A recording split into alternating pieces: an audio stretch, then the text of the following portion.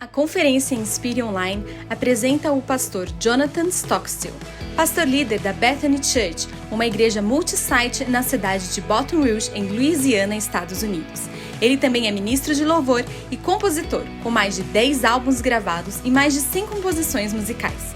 A Bethany Church tem ajudado na plantação de milhares de novas igrejas ao redor do mundo.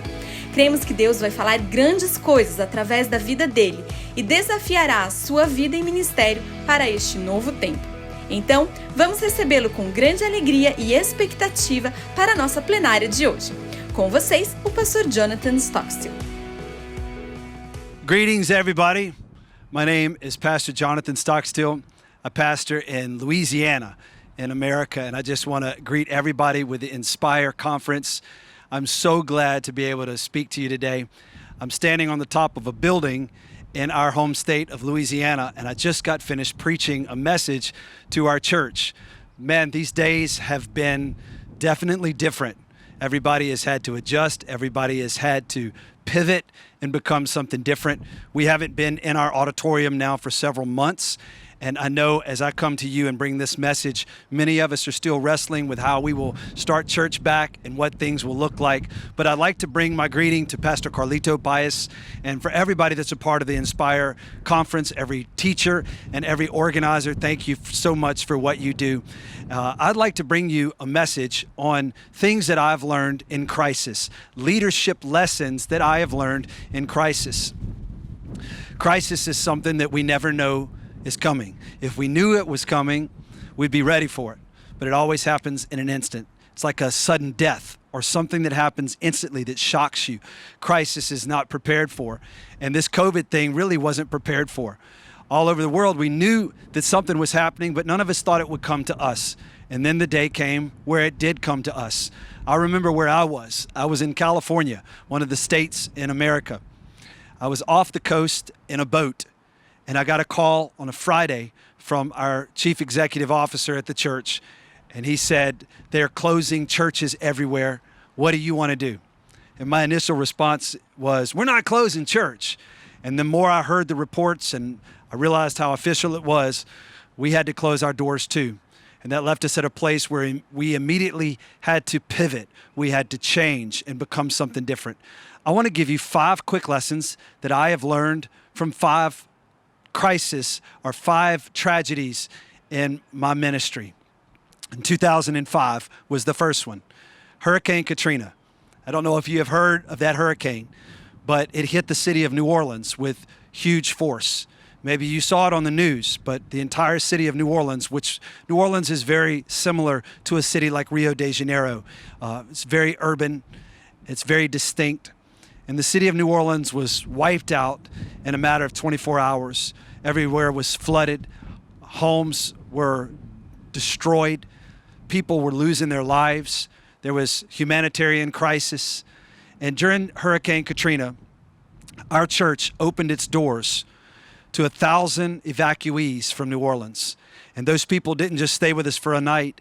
They stayed with us some up to 6 months. We fed them, gave them a place to bathe. We did so many things for them. But the first lesson that I learned in crisis was from that whole experience. And that lesson is this, that when you open up your arms to the community, God's blessing gets poured out on your church. I learned that lesson. As we opened up our arms big to serve those people, God gave me a song. The song was called Let the Church Rise.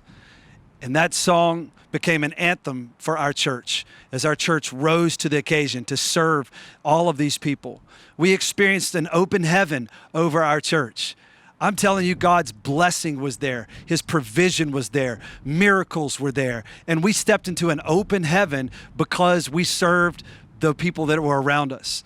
Not only that, it has now been 15 years since that crisis, and people still come up to us thankful and grateful for us opening our doors to them.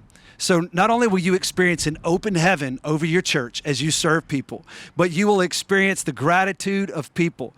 So my first lesson that I learned in the crisis is to open up our hearts to people, because as I do, it opens up the windows of heaven and it opens up the hearts of people.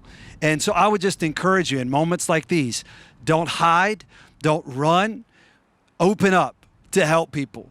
Maybe that means joining a dream center, or maybe it means giving financially, or maybe it means giving food to people who don't have food. But don't let this moment pass you up without being a blessing to people. That's one of the first lessons that I learned through that crisis. The second crisis that I would like to draw your attention to was a personal crisis.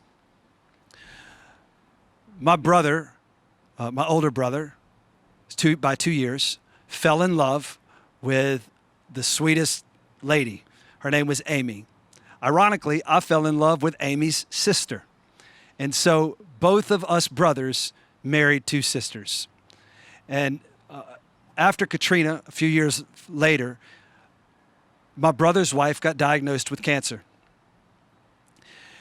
She spent a lot of time trying to get treatment, radiation treatment, and to no avail. And that cancer finally took her life.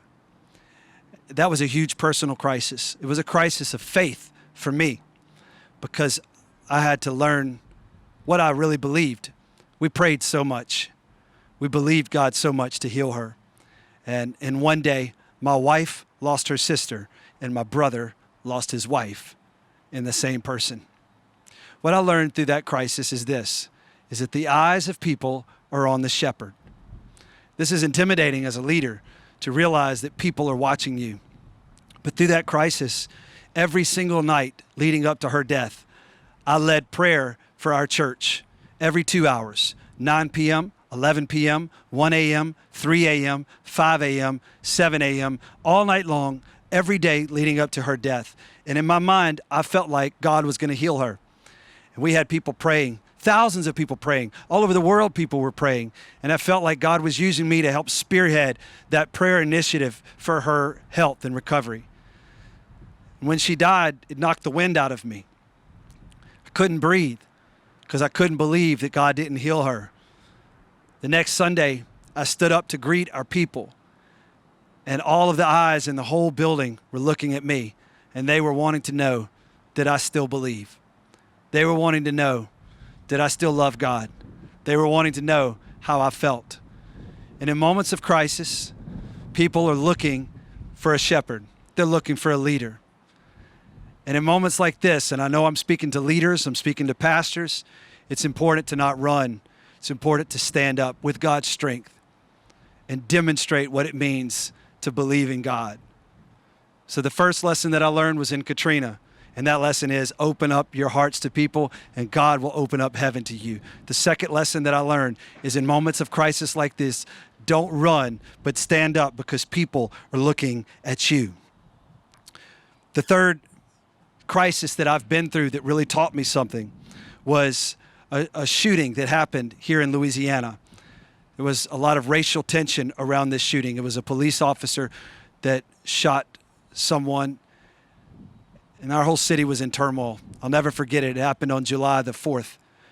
I was driving in from out of town. And in moments like this, our church was divided because some sympathized with the officer and some sympathized with the person who had been shot. And everybody wanted to know what I thought. A few weeks after this shooting had happened, many riots had taken place. And I had formed in my mind what I thought. And then one Sunday came, and 3 police officers were shot and killed. And the tension escalated. Everybody wanted to know what I thought as a leader. Whose side was I on? And I realized that in moments of crisis, empathy is what's needed. One of the worst things you can do is form a quick opinion. One of the worst things you can do is make a dogmatic statement that polarizes people. In moments of crisis like that, you're a peacemaker. You're someone who brings people together. And in order to do that, you got to have extreme empathy. You got to care about people.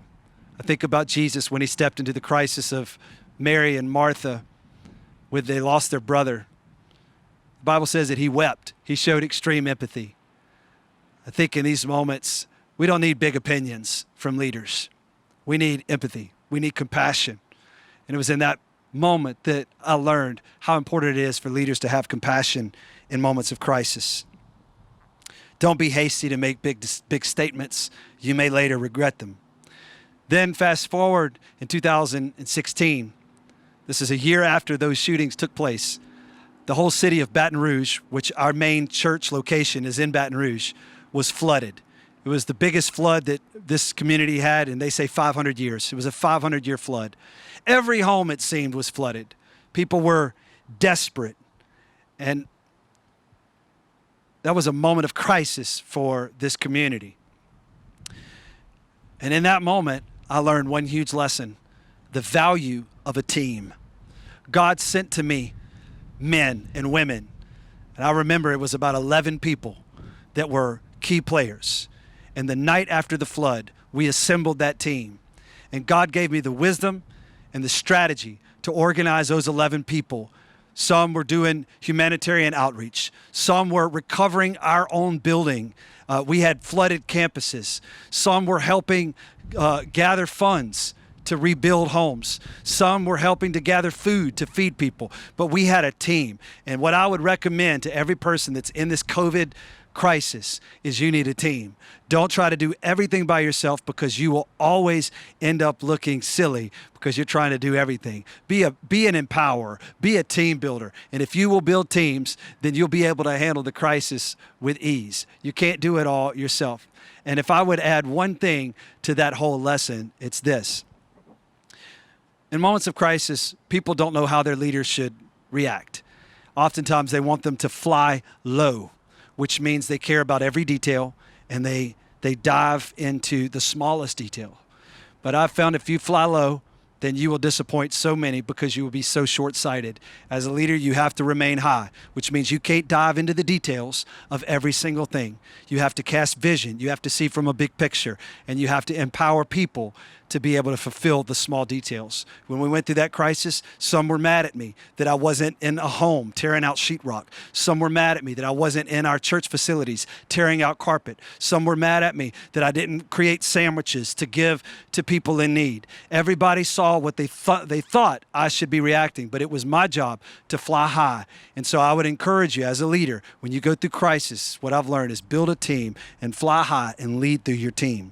The final lesson that I would like to give you is through this COVID crisis. And I would say that is the importance of being adaptable.